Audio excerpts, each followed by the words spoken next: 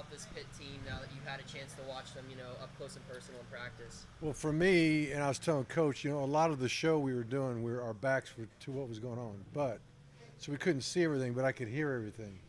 I could hear the coaches coaching, getting after them. I could hear the players have the enthusiasm. I could hear the crack of the pads, and it just brought back good memories for me, as a coach to hear and smell football.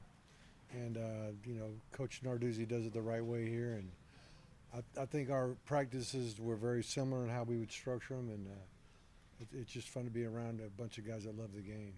I think the one thing that comes back to mind is the continuity of who they are as a program.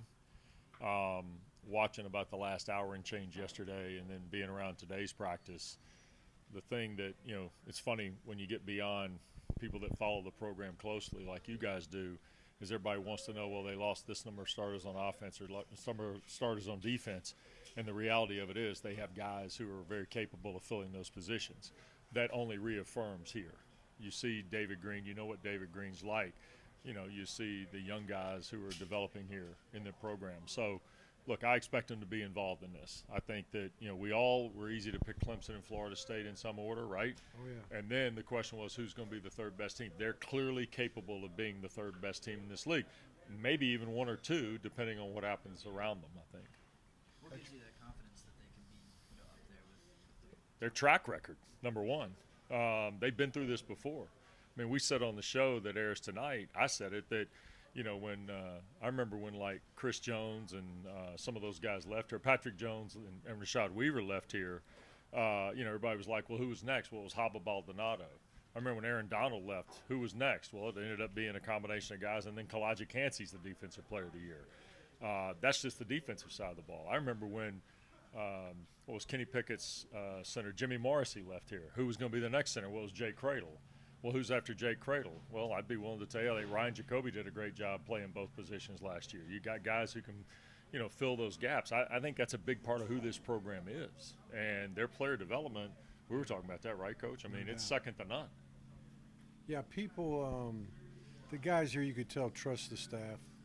And when you have history of success at a certain position group, and as a team, it attracts guys in the recruiting process, first of all.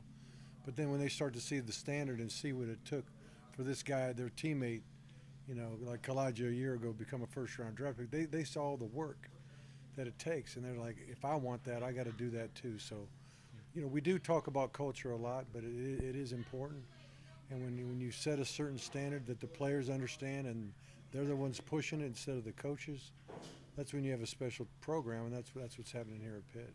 Coach Richt, the college game is always changing. Right. But and it hasn't been that long since you were on the sideline. Right. How has it changed since you left? Like wildly dramatically. Now college football is equivalent to having unrestricted free agency and no salary cap.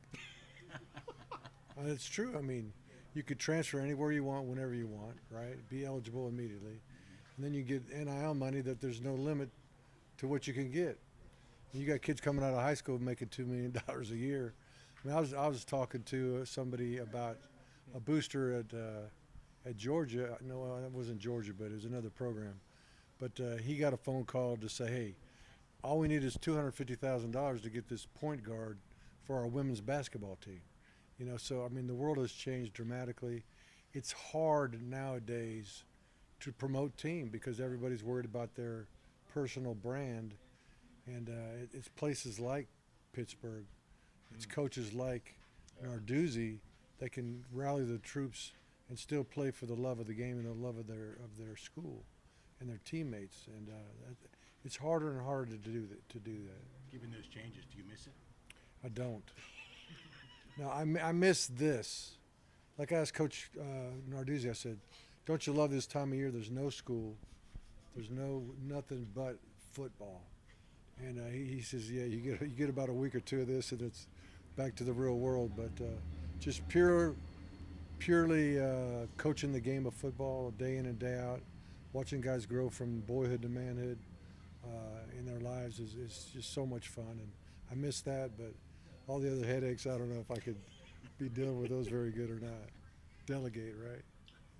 You guys both had some high praise for this program. Do you feel like conference-wide maybe that this program's sort of undervalued or underappreciated? I mean, this was a team that was picked to finish tied for 6th in the ACC by the media who cover this league. Yeah, I think we're all missing, I'll open the show tonight by this piece we shot yesterday by saying here we are and it's August and nobody's talking about Pitt again, because it's almost like an annual rite, 2-a-days and nobody talks about Pitt. But the value of what Pat has built here and really the history of the program since they've come into the ACC, Jerry and I have talked about it, it's on an ascent. It's been consistent. I mean, there are 3 programs here in the last decade that have built continuity, real strong continuity. NC State, Wake Forest, and Pittsburgh. Pittsburgh's got the best record in the ACC, most wins in the last, 5 years for sure, last 8 years. You got more draft picks, all the things that you look for, in addition to sacks. But the reality is that their continuity and their brand and their culture, again, here we go back to culture and player development, it's real. And I think that's the reason that I believe in them. And I think the addition of Phil Jakovic with Frank Signetti and the kind of caliber player they have around them, I think they've got some questions to answer. They've got a beneficial schedule that kind of stair steps a little bit. And if they get to Carolina, healthy in Game 4, then we're getting ready to find out where that test is for them. Well, I'll say this. I learned my lesson as a coach, taking it for granted in 2017, I think, when we had won 15 games in a row, went to Pitt. Here we go. They were 4-7, something like that. We were undefeated, like number 2 or 3 in the college football playoff. And little freshman quarterback Kenny Pickett number 8, showed up and whooped our tails. So whatever happened to him? he's not bad. I think he's still hanging around. Yeah, I think he's still hanging around. He's probably hanging around here, actually. That's exactly right. Wes, you've been around more than just Pitt football. Sure. Over the years, and the last couple of years have been pretty successful in a lot of different things. Where do you think that's coming from? Oh God. Well, I think Pat has a lot to do with it, because I think his brand and I think his culture and idea and why he was such a great fit when he was hired. Because I think his playing personality as a coach fits this program. It fits the history of this program. No doubt. I mean, we can, and I've joked with Kenny in the past, he caught them in the year they wanted to throw it, and same with Phil. But it's not who they are. It's blue collar football, and I think sometimes I say that as a compliment, Jerry. I don't say it as a slant. I think their playing personality wins games. And you talk to other coaches around the league, they know they're in for the fight when they play Pitt. Right. And I think that's the brand that was here even when Paul was here the first year or two in the ACC, and then when Pat came in here. I think that brand has been fully developed, and that's why they're in the mix. Does that transfer to other sports like basketball? I think it has. Yeah, because I think Jeff has actually come in here and done a really good job. And again, the patience of the build. And that's why I mentioned NC State, Wake Forest, and Pitt. If you go back a decade, and Mark knows this because he went to Miami, what was it, 8 years ago now, 9 years ago? Been a minute. Been a few. But that's what happened. I mean, the patience of the build can occur. And it's happened in Raleigh. It's happened in Winston-Salem. They've been there longer than Pat's been here, but you can also see the payoff here in a way that I think is almost exclusive to Pitt. Coach and Wes, thank you so much. All right, guys.